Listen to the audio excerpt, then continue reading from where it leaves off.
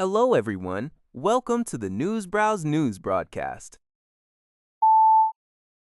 According to a report by Liberty Times, the United States Indo-Pacific Command announced that the U.S. military intercepted a sanctioned, stateless tanker in the Indian Ocean.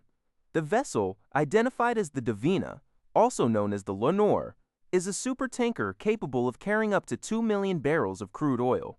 Ship tracking data indicated that the tanker was almost fully loaded at the time of interception, with its last recorded position south of Sri Lanka. The Indo-Pacific Command released photos and videos of the operation, stating that the action is part of ongoing global maritime law enforcement operations. These efforts aim to dismantle illegal networks and block vessels supplying material support to Iran. This interception comes amidst a broader U.S. blockade on Iranian maritime trade, while Tehran has concurrently attempted to disrupt shipping through the crucial Strait of Hormuz. The U.S. military has intercepted multiple commercial vessels and tankers in the Indian Ocean over recent months to enforce sanctions originally imposed in 2024.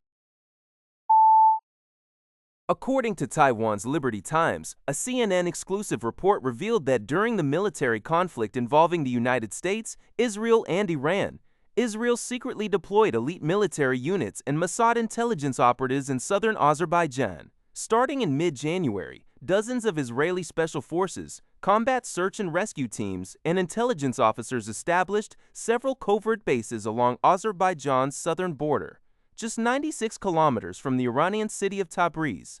These bases allowed Israel to conduct intelligence gathering, drone operations, and rescue missions for downed pilots. Notably, sources revealed that a drone strike launched from Azerbaijan on March 4 successfully assassinated Rahman Moghadam, a senior Iranian commander linked to a previous plot against Donald Trump. The report also detailed other covert Israeli military hubs established during the war, including logistics bases in Iraq, Iron Dome defense batteries in the United Arab Emirates, and an airfield in Somaliland. These forward-deployed stations significantly extended the operational reach of the Israeli military, facilitating continuous strikes deep inside Iran, though Azerbaijan, Iraq, and the UAE have officially denied hosting any unauthorized foreign forces. According to a report by Lianhe Zhaobao, tensions have escalated in the Gulf of Oman. Iranian state media reported on Friday that the Iranian Navy fired warning shots using missiles and drones at 2 U.S. Navy destroyers, successfully driving them out of the Gulf of Oman toward the Indian Ocean. The targeted vessels were identified as the USS Truxtun, DDG-103, and the USS Mason, DDG-87. Iranian authorities accused the U.S. Navy of harassing maritime traffic and illegally seizing merchant ships and oil tankers.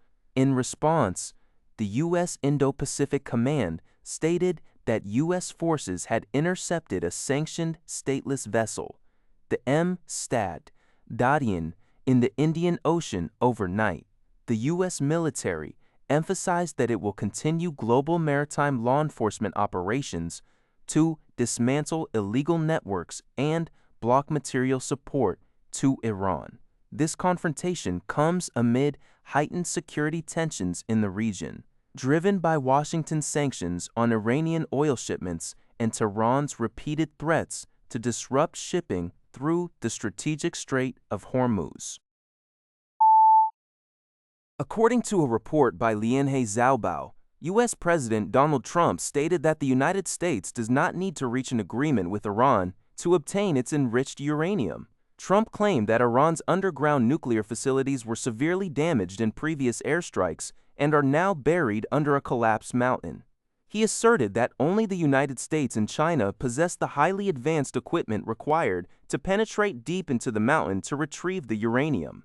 Meanwhile, the International Atomic Energy Agency, IAEA, reported that while Iran recently allowed inspectors to visit the Bushehr nuclear power plant, it refused to let them verify the status and location of its enriched uranium stockpile. The IAEA raised concerns over the growing risks as nuclear materials remain outside official supervision following the U.S.-Israeli military strikes last year. On regional diplomacy, Trump expressed openness to meeting Iran's Supreme Leader Moshtaba if a deal is reached. Regarding the Israeli-Lebanese conflict, Trump maintained that ceasefire negotiations are progressing, despite ongoing clashes and airstrikes in southern Lebanon.